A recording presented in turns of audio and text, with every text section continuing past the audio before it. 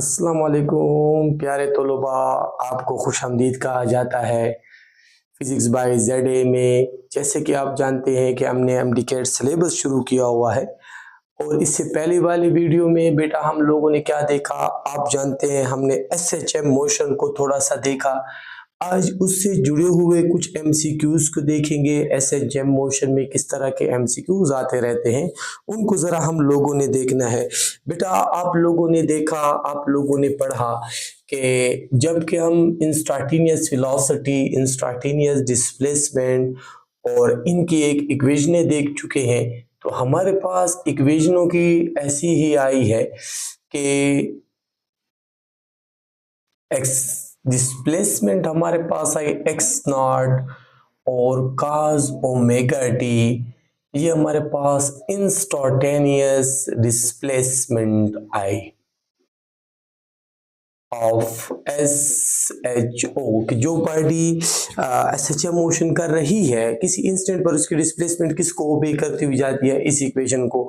ये आपको पढ़ा है कि अगर हम कहाँ से स्टार्ट करें, फ्रॉम एक्सट्रीम पोजीशन, तो ये इसको ओबे करती हुई जाएगी। फिर आपने किसी इंस्टेंट पर मुझसे जनरल एक्सेलरेशन पढ़ी माइनस ओमेगा स्क्वायर एक्स।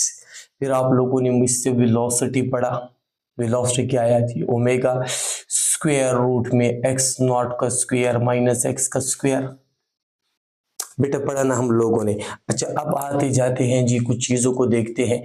अगर मैं एक्सेलरेशन को देखूं बेटा, मीन पोजीशन के लिए, मीन पोजीशन के लिए हर एक चीज़ को छोटी छोटी को समझना है। मीन के लिए डिस्प्लेसमेंट होगी 0 और एक्सट्रीम पोजीशन के लिए, एक्सट्रीम पोजीशन के लिए हमारे पास डिस्प्लेसमेंट होगी एम्पलीट्यूड जितनी। तो आए जी निकालते हैं ना एक्सेलरेशन को मीन के ऊपर, जो कि हो जाएगी माइनस ज़रब 0, तो हो गई 0।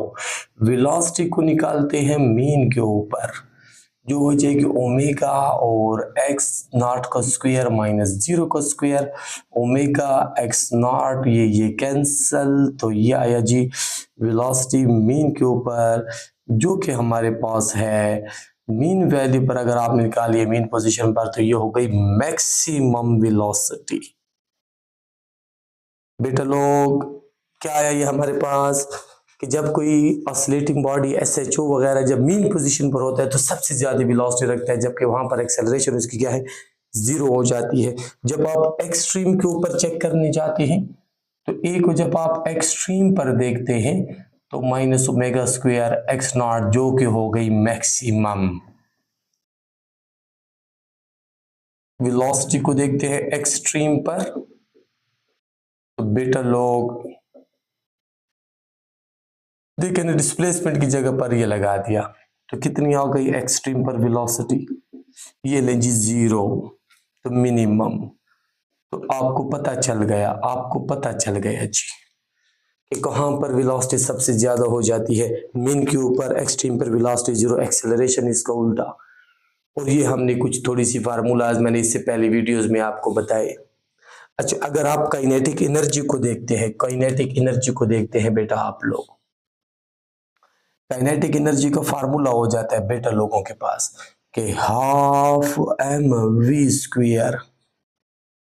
तो वी को आप जानते हैं, ये पड़ा हुआ ये बेटा ये, तो काइनेटिक एनर्जी जनरली क्या बन गई बेटा लोगों के पास, half M omega square x not का स्क्वायर माइनस एक्स का स्क्वायर, ये आया है कि नहीं। अगर आप पोटेंशियल एनर्जी का फार्मूला देखेंगे बेटा, पोटेंशियल एनर्जी वो हो जाती है हाफ, अगर आप लोगों को याद हो के एक्स स्क्वायर, ऐसे लिखते थे बेटा, ये एम ओमेगा स्क्वायर स्प्रिंग के लिए है, स्प्रिंग के लिए तो ये ऐसे आ जाएगा हाफ के, ये के बराबर और एक्स नॉट का स्क्वायर माइनस एक्स, ये आप ट्राई कर सकते हैं खुद। और ये के है तो किसके बराबर है, एम ओमेगा स्क्वायर के, तो ये आ जाएगा एम ओमेगा स्क्वायर एक्स, मतलब displacement sorry potential energy displacement पर डिपेंड करती है। बेटा अगर आप टोटल एनर्जी निकालना चाहेंगे, टोटल एनर्जी निकालना चाहेंगे एसएचएम में, ई टोटल इन एसएचएम अगर आप निकालना चाहेंगे तो बेटा लोगों के पास टोटल एनर्जी आ गई हाफ और वैसे होता है के एक्स नॉट का स्क्वायर, आप के को लिख सकते हैं M omega square x not, है ना ऐसे। तो ये टोटल एम्पलीट्यूड के प्रोपोर्शनल। तो क्या आया बेटा लोगों के पास रिलेशन, क्या आ गया जी कि ई टोटल प्रोपोर्शनल है एम्पलीट्यूड के, पोटेंशियल एनर्जी प्रोपोर्शनल है डिस्प्लेसमेंट के स्क्वायर के, जबकि काइनेटिक दोनों पर डिपेंड कर रही है। ट्राई कर लेंगे ना बेटा, ये हमारे पास थोड़ा सा उनके फार्मूलाज आ गए काइनेटिक एनर्जी और पोटेंशियल एनर्जी के, कर लेंगे इंशाल्लाह। अब आ जाते हैं, अगर मैं आप लोगों को इस तरह के कोई ना कोई ऐसे एमसीक्यूज दे दूं, पहले एक इजी वे में चले जाएंगे जी एमसीक्यूज में। बेटा जहां पर वेलोसिटी मैक्सिमम वहां पर काइनेटिक एनर्जी भी मैक्स। तो क्या आएगा हमारे पास, अगर आप देखें ये सुर्ख पेन से लिख दूं वेलोसिटी मैक्सिमम है, तो आप मुझे क्या कहेंगे कि अगर वेलोसिटी मैक्स है तो यहां पर काइनेटिक एनर्जी भी क्या होगी, मैक्सिमम होगी। अच्छा जी, वेलोसिटी जीरो है तो काइनेटिक एनर्जी भी यहां पर क्या होगी, जीरो होगी। कहां पर जी, एक्सट्रीम पर, मीन के ऊपर क्या हो गई, मैक्सिमम। पोटेंशियल एनर्जी जीरो, जहां काइनेटिक मैक्सिमम है वहां पर पोटेंशियल एनर्जी जीरो, जहां ये जीरो है वहां पर पोटेंशियल एनर्जी मैक्स। लफ्ज याद रहेगा, कोशिश कर लेंगे ना। तो ये निस्बतें आपने याद रखनी है ये। अब आ जाते हैं जी कि मैं कहता हूं जी अ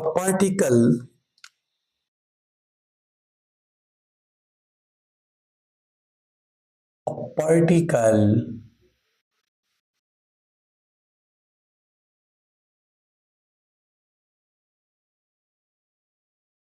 which executing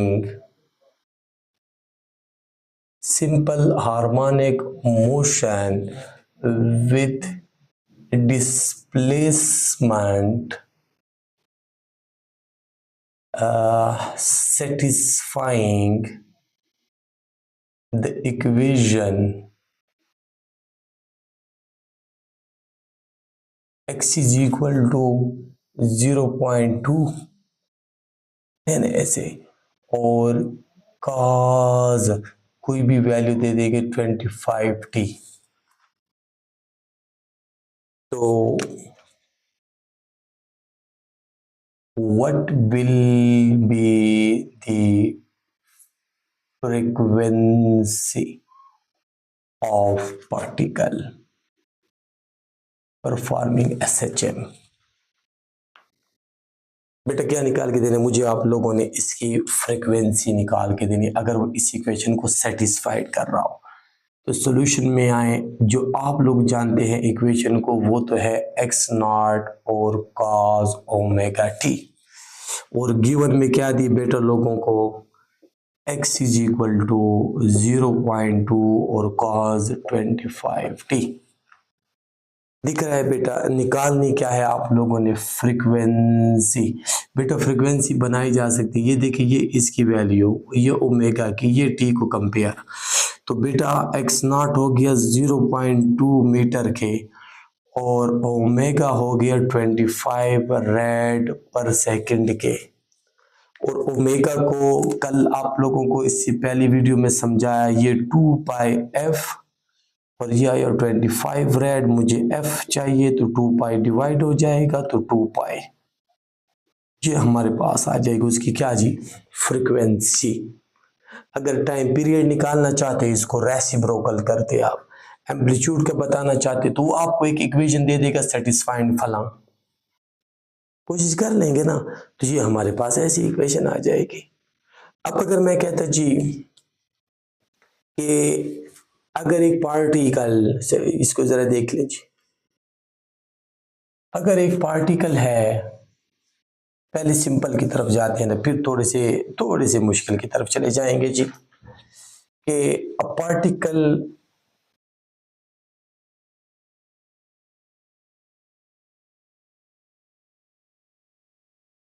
एमसीक्यूज की स्टेटमेंट ले लेते हैं जी।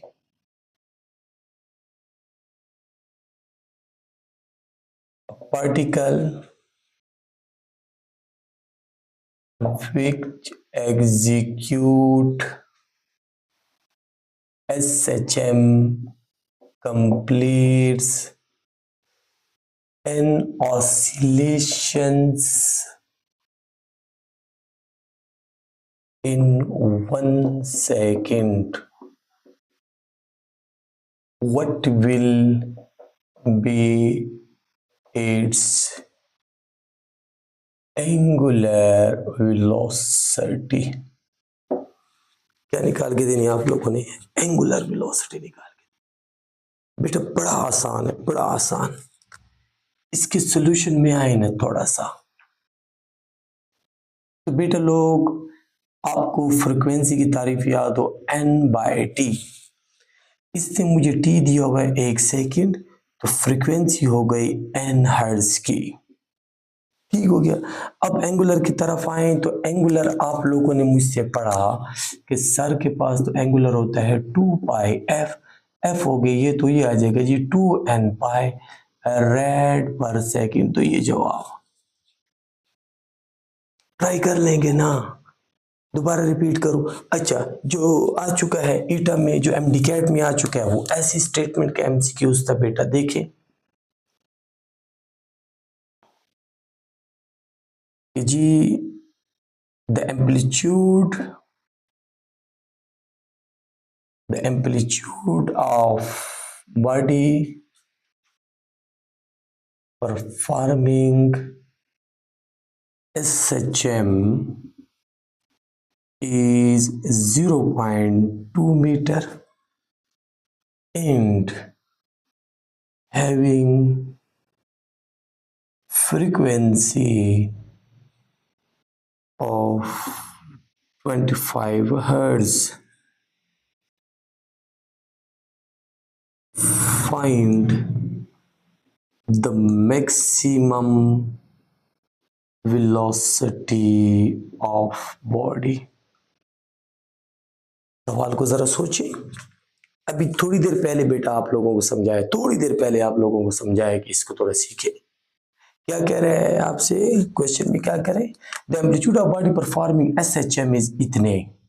तो मतलब इसकी सॉल्यूशन में अगर मैं सोचूंगा तो एम्पलीट्यूड हो गया 0.2 मीटर का, हैविंग अ फ्रीक्वेंसी ऑफ इतने हर्ट्ज। फ्रीक्वेंसी आपके पास है 25 हर्ट्ज। क्या मांग रहा हूं आपसे? Maximum velocity. तो मैं वी मैक्स मांग रहा हूं बेटा लोगों से। और बेटा लोगों ने अभी मुझे पढ़ा कि वी मैक्स होती है मीन के ऊपर, मीन पोजीशन पर होती है सर। और वो हम लोग निकाल चुके कि वी मैक्स का फार्मूला है ओमेगा और एक्स नॉट। तो मैक्सिमम का फार्मूला तो आ गया हमारे पास। वी मैक्स ये हो गया ओमेगा एक्स नॉट। ओमेगा होता है 2 पाई एफ एक्स नॉट। बेटा हो नहीं गया, तो 2 पाई मल्टीप्लाई 2 पाई की वैल्यू लगाते हैं, पाई में लिखे, ऑप्शन भी पाई में दिया जाता है। 25 मल्टीप्लाई 0.2। तो बेटा लोग मल्टीप्लाई कर लेंगे ना, तो इससे जितना जवाब आए उतना आपके पास क्या होगा? मीटर पर सेकंड। थोड़ा सा ख्याल करना है, छोटी सी बात इसके अंदर छुपी। ये एमडीकैट में आ चुका है, ये एमडीकैट का एमसीक्यू जो आ चुका है प्रीवियस पेपर्स में। कर पाएंगे ऐसा? ये सादा सा एमसीक्यूज हमारे पास हो जाता है जी। अच्छा, अब जरा इन स्टेटमेंट्स को फिर घुमा लेते हैं जी, फिर थोड़ा सा घुमा लेते हैं कि अगर मैं आपसे कह देता कि हमारे पास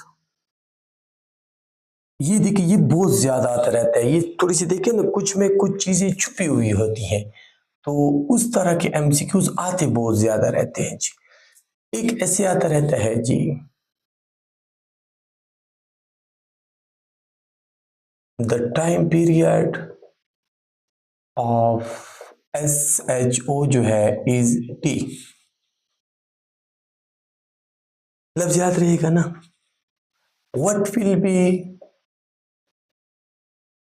will be time period when distance जो है is equal to half of amplitude. ये बहुत ज्यादा आता रहता है बेटा, 1/4 आता रहता है, बहुत ज्यादा रिपीटेड एमसीक्यू, बहुत ज्यादा। और है भी थोड़ा सा टेक्निकल।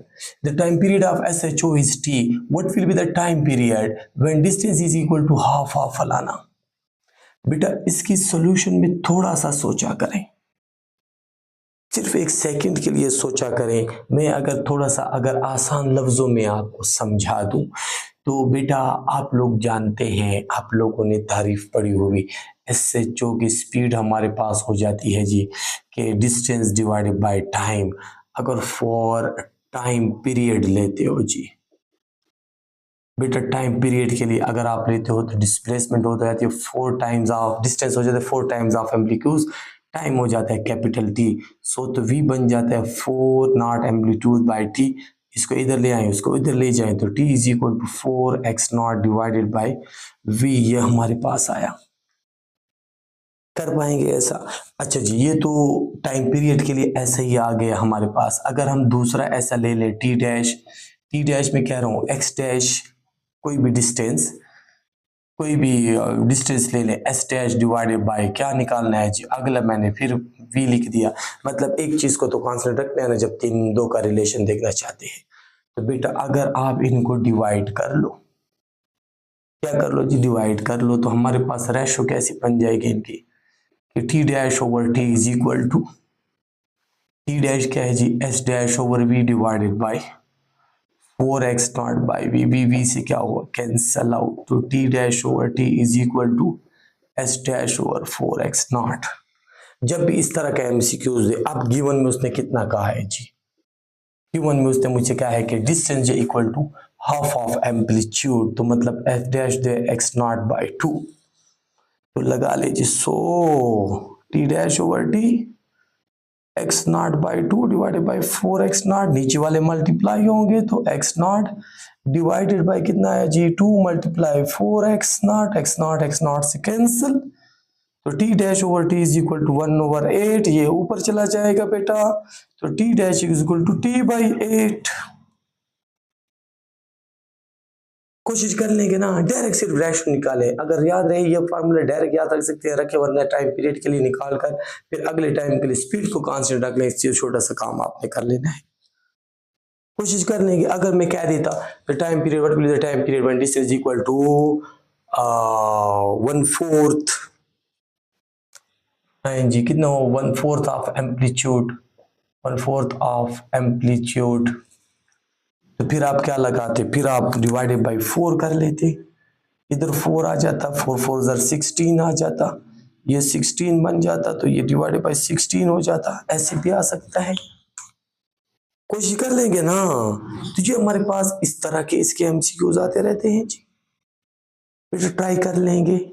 दोबारा रिपीट करूँ तो इस तरह के इनके एमसीक्यूज आपके पास आएंगे आपको बेवकूफ़ बनाने के लिए कि कुछ चीजें उनमें छुपी हुई होंगी, वो आपने निकाल के देनी होंगी। अच्छा, कभी आपसे वो कह देगा, ऐसा भी कह सकता है कि कोई बॉडी है वो सेटिस्फाइड कर रही है जी, एक इक्वेशन को सेटिस्फाइड करके दे रही है, फिर उससे आपने निकाल के देना है, वो भी आप कर सकते हैं। ये देखिए जी, एमसीक्यूज को आप किसी निस्बत से भी ले सकते हैं कि जी बॉडी परफॉर्मिंग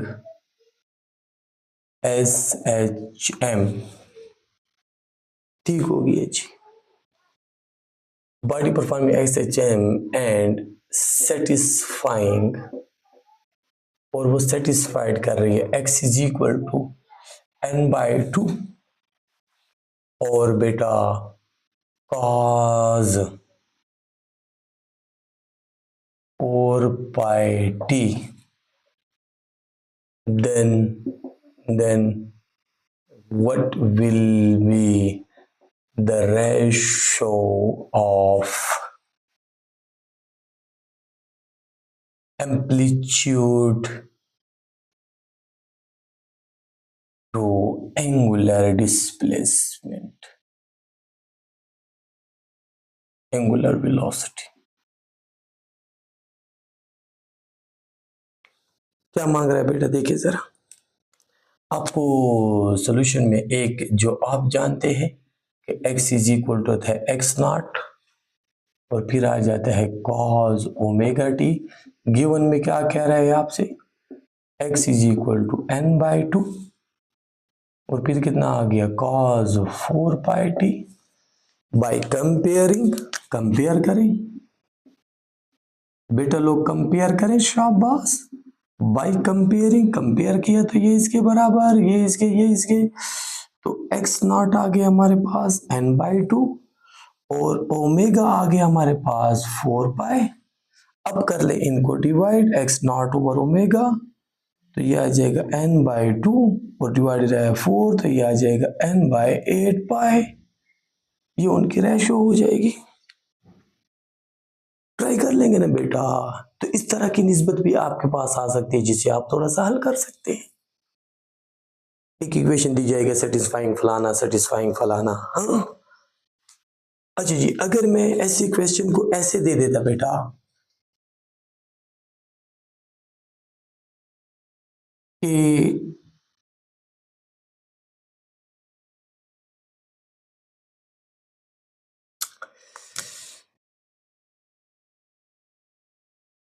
वन पार्टिकल जो है satisfying x is equal to, तो जो चाहिए जी, लिख रहा हूं 25 sin π/2 या 2πt है ना, and and and and another particle satisfying x is equal to 24 cos 2πt। क्या मांग रहा है जी, what will be phase constant। बेटा क्या बताना है, फेज कांस्टेंट बताना है इनके दरमियान, एक साइन को सेटिस्फाइड कर रहा है और एक काज को। फेज कांस्टेंट याद है, ईमानदारो ईमानदारो ईमानदारो, x is equal to x not cos omega t plus five बेटा क्या होता है, फेज एंगल। फेज एंगल का दूसरा नाम फेज कांस्टेंट। कुछ कर लेंगे ना, है ना। अब बेटा साइन से कॉस बनाना है हमने, साइन से क्या बनाना है, अगर कॉस बनाना है बेटा तो बड़ा आसान हो जाता है। इन दोनों में देखे ना, अगर एक साइन का फंक्शन हो और एक कॉस का वही फंक्शन हो हमेशा फौरन, तो हमारे पास अगर है गिवन वाली बात है, एक है x is equal to 25 sine 2πt और दूसरी है 25 cos 2π/t। हमेशा याद रखें, तो साइन से cos बनाना है ना बेटा, तो हमेशा याद रखें इधर जो फाई होगा वो कितने का होना चाहिए, 90 डिग्री का। फेज कांस्टेंट कितने का, 90 का। अगर आप इसको करेंगे भी ना बेटा, इसको आप लिखेंगे भी ना, तो साइन के साथ आप 90 जमा करें, मतलब 2 प्लस आप 90 करें ना और फिर t, तो फिर ये आपके पास ये वाली इक्वेशन बनती है, ये इससे फिर ये वाली इक्वेशन बनेगी। सॉरी कॉस बनाए ना, तब्दील कर रहे हैं ना बेटा, साइन से कॉस बना 90 जमा करें तो मतलब कितने का फर्क आएगा, कर पाएंगे, माइनस भी कर सकते हैं प्लस भी कर सकते हैं, इसमें कोई इशू नहीं होता बेटा, कर पाएंगे इंशाल्लाह। कॉस फर्स्ट कॉस सेकंड वो वाला फार्मूला, या वैसे ही शॉर्टकट याद रखें, साइन से कॉस बना हुआ है तो 90 का फर्क है, इन दोनों में कितने का फर्क होता है, 90 का, जो आप मीन और एक्सट्रीम में देख रहे थे। कोशिश कर लेंगे ना तो ये हमारे पास ऐसे आ सकता है जी, फौरन हो जाएगा इंशाल्लाह। इसे ना भी याद रखें, खैर डायरेक्ट देखे साइन से कॉस बनाना है 90 का फर्क हो जाएगा इंशाल्लाह,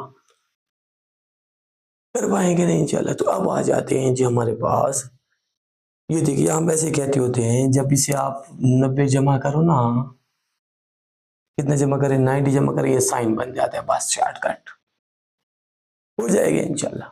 आए जी, अच्छा जी, अगर हमारे पास कोई एमसीक्यूज ऐसे आ जाए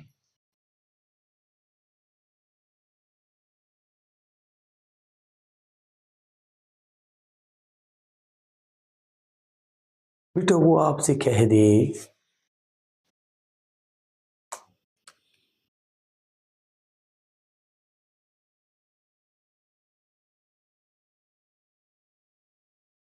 at what position,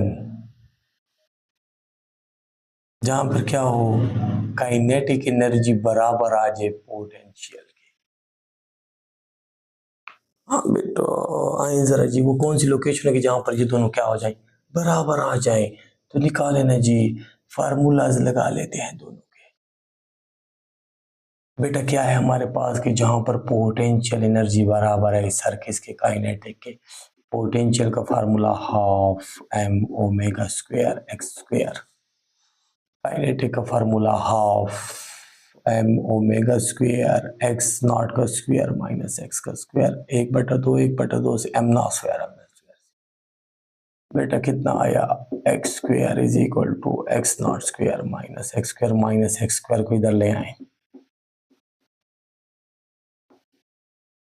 ये कितना बन गया जी बेटा लोगों के पास, ये तो 2x² is equal to x not, मुझे पोजीशन चाहिए तो x not square divided by 2 square root ले लें जी।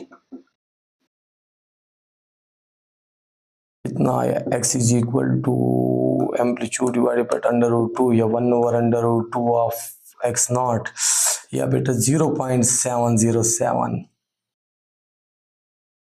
जब डिस्प्लेसमेंट इतनी हो जाए, इतनी ऑफ एम्पलीट्यूड 1/√2 ऑफ एम्पलीट्यूड हो जाए, तो तब हम क्या कह देते हैं जी, तब हम क्या कह देते हैं कि काइनेटिक एनर्जी जो है और पोटेंशियल एनर्जी क्या होगी आपस में बराबर होगी। बेटा एक पॉइंट और भी याद रखें, एक पॉइंट और भी याद रखें, जब ये दोनों बराबर हों इट मीन्स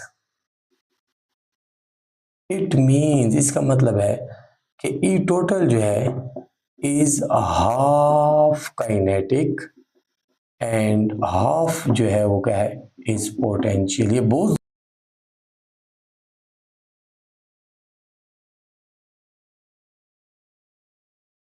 जी, मैं अगर एमसीक्यूज दे देता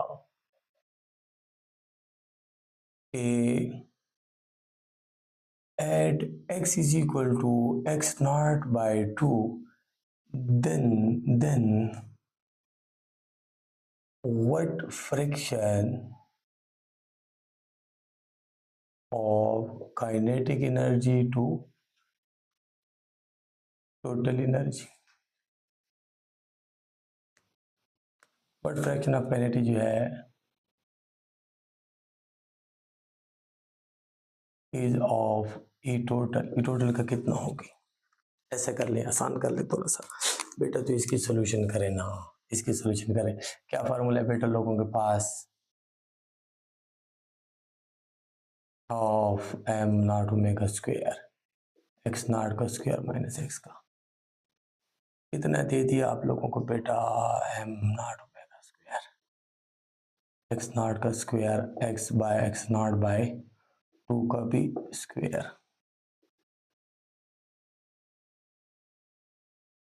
तो हो जाएगा एक्स नॉट का स्क्वायर माइनस एक्स नॉट का स्क्वायर डिवाइडेड बाई 4। बेटा कर लें, कितना हो जाएगा 4 LCM, तो 4x not minus X not का स्क्वायर, तो ऊपर कितना आया बेटा 3/4, तो 1/2 एम ओमेगा नॉट और ये 3x नॉट का स्क्वायर डिवाइडेड बाई 4, तो बेटा लोग 3/4 को बाहर लेके 1/2 M omega square x not का स्क्वायर, तो 3/4 ऑफ ई टोटल, तो जब डिस्प्लेसमेंट हाफ हो जाए तो काइनेटिक एनर्जी टोटल का 3/2 होती है, कर पाएंगे ऐसा। और अगर डिस्प्लेसमेंट 1/2 ना आए, ऐसा आ जाइए, ऐसा आ जाए, तो काइनेटिक एनर्जी क्या हो जाएगी यहाँ पर, क्या पता है जब √2 आ जाए तो काइनेटिक एनर्जी जो है वो क्या होगी ई टोटल का हाफ होगी, ऐसे बताया ना, देखिए ना मैंने क्या बताया था कि जी हाफ काइनेटिक होगी और हाफ पोटेंशियल होगी। कैसी होगी जी, कि अगर आप टोटल को देखना चाहेंगे तो हमारे पास क्या होगी जी, अगर आप निकालेंगे तो ई टोटल का हाफ काइनेटिक हो जाएगी प्लस ई टोटल का हाफ कौन हो जाएगी पोटेंशियल हो जाएगी। दोनों को जमा करेंगे तो ये आ जाएगा 2e टोटल डिवाइडेड बाई 2, 2 से कैंसिल, फिर e टोटल कर पाएंगे जब कितना है 1/√2। जब डिस्प्लेसमेंट ऐसे करने से आसान रहेगा, ऐसे करने से पहले वाले से ना करें, उसमें फिर आप लोगों से हाफ रह जाता है, उधर 1/√2 लगाना था जो जरब होते हैं, फिर ये ऐसा कर लें बेटा, कोशिश कर लेंगे। तो इस तरह के एमसीक्यूज इनके हमारे पास आते रहते हैं, क्योंकि स्पेशली करके वो शामिल नहीं है, स्प्रिंग मास स्प्रिंग सिस्टम या पेंडुलम शामिल नहीं है। हाँ कुछ बातें हैं, चलो उनकी भी ऐसे आप लोगों को इसी लेक्चर में ही बताता जाता हूँ। बेटा आप लोगों ने निकाला ना कि देखें जी, स्प्रिंग कांस्टेंट जो है या मास स्प्रिंग सिस्टम जो है वो किन किन चीज़ों पर डिपेंड करेगा, कैसे लिया जाएगा, चलो उसे भी देख लें। कभी कभार ऐसा है आ जाता है जी, ये देखिए, अगर मैं ये ऐसे एक्स्ट्रा ही बता रहा हूँ, मैं ले रहा हूँ मास स्प्रिंग सिस्टम को, बेटा मास स्प्रिंग सिस्टम में ई restoring force, restoring force direct याद रखें वो होती है के एक्स, हुक्स लॉ वाली हो जाएगा। माइनस लिखे वो टुवर्ड मीन पोजीशन होता है, माइनस भी लिख सकते हैं, ये मीन का बताता है। ठीक हो गया जी। फिर आप लोगों ने इसका टाइम पीरियड देखा हुआ, इसकी फ्रीक्वेंसी टाइम पीरियड है 2π√m/k, और फ्रीक्वेंसी भी पढ़ी आप लोगों ने 1/2π√k/m। के किस पर डिपेंड करता है? ये डिपेंड करता है जी एक नेचर के ऊपर, नेचर ऑफ मटेरियल पर, और दूसरा उसकी पैकिंग के ऊपर। ये जरूरी है जी, मतलब कि जो होता है अगर हो क्लोजली पैक्ड हो तो वो ग्रेटर देन होता है कि किस वाले से जी, जब वो लूजली पैक्ड हो। कोशिश कर लेंगे, मतलब ऐसे ही अगर हमारे पास कोई स्प्रिंग है और इसके टर्न्स एक दूसरे से दूर है, ये लूजली है, ये लूजली पैक्ड है, और अगर एक हमारे पास स्प्रिंग ऐसा है तो ये कौन है जी, क्लोजली पैक्ड है। तो किस वाले की वैल्यू ज्यादा होगी जी, इस वाले की। अगर के है सीरीज के लिए जी, इफेक्टिव के पहले इन सीरीज कॉम्बिनेशन, अगर आप सीरीज में जोड़ते हो तो इफेक्टिव के होगा 1/k इंटू 1/k1 जमा 1/k2 up to so on. जबकि इसमें जोड़े जी, सीरीज में जोड़े। अगर आप जोड़ेंगे इन पैरेलल जोड़ेंगे जी, तो फिर हमारे पास के हो जाएगा k1 जमा k2, ये इफेक्टिव के होगा या इक्विवेलेंट होगा। ट्राई कर लेंगे ना, रेस्टोरिंग फोर्स भी बता दी और निस्बतें भी दे दी आप लोगों को, हो जाएगा इंशाल्लाह। फिर अगर आप पेंडुलम के लिए सोचते हैं, अच्छी इसकी वेलोसिटी एक्सेलरेशन में दे चुका आप लोगों को इससे पहले वाले वीडियो लेक्चर में। अगर आप पेंडुलम का सोचते हैं तो पेंडुलम का भी आप सोच सकते हैं, पेंडुलम का भी ऐसा होगा। अच्छा जी, पेंडुलम की रेस्टोरिंग फोर्स थोड़ी सी मुख्तलिफ हो जाती है एक्सट्रीम पर। अगर आप सोच रहे हो क्रिस्क्री फॉर सिंपल पेंडुलम, तो सिंपल पेंडुलम में पहले आप बता दें उसको रेस्टोरिंग फोर्स जो हो जाएगी माइनस टूवर्ड मीन, और ये mg और कौन सा साइन ऑफ एंगल, ये इसकी रेस्टोरिंग फोर्स होती है। वेट का y कंपोनेंट, बेटा असल में कौन सा है, w का y component eight extreme position. कर पाएंगे ऐसा? फिर आपने उसका टाइम पीरियड पढ़ा हुआ, टाइम पीरियड 2π√L/g, फिर टाइम फ्रिक्वेंसी हो जाता है जी 1/2π√g/L, है ना। ऐसे तो ये हमारे पास क्या बन जाती है बेटा, सादा सी निस्बत आ गई है। सादा सी क्या आ गई है जी, जी की वैल्यू जो आप जानते हैं हाइट के ऊपर वो छोटी होती है जी, आम जी से, है ना। तो जी की वैल्यू कम होगी तो टाइम पीरियड फ्रिक्वेंसी में फ़र्क पड़ेगा। अच्छा अगर हो अगर अब पेंडुलम जो है is attached to ceiling of car and car जो है is moving with acceleration a, तो देन टाइम पीरियड का फार्मूला देखें बेटा, ये भी आप नोटेड रहे।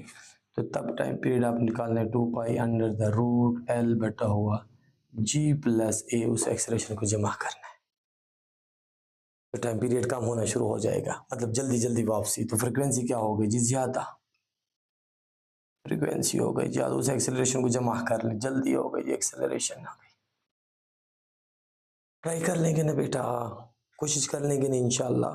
तो बेटा आज के लिए इतना ही, उम्मीद है आप लोग कर पाएंगे इसके एमसीक्यूज को, काइनेटिक एनर्जी पोटेंशियल को देके, मीन एक्सट्रीम फलां डिस्प्लेसमेंट पर एक ऑसिलेशन इतने हैं, फलां इतने हैं, एम्पलीट्यूड इतने है, फ्रिक्वेंसी इतने, टाइम पीरियड इतना दिया गया है, टाइम पीरियड निकाल के दे दें। तो सारे वो फार्मूलाज आपको लिख के दे चुका, थोड़ी सी आप लोग प्रैक्टिस करेंगे इंशाल्लाह बेहतर से बेहतर होते जाएंगे। बेटा मिलते हैं अगली वीडियो में एक नए टॉपिक के साथ, तब तक के लिए अल्लाह हाफिज़।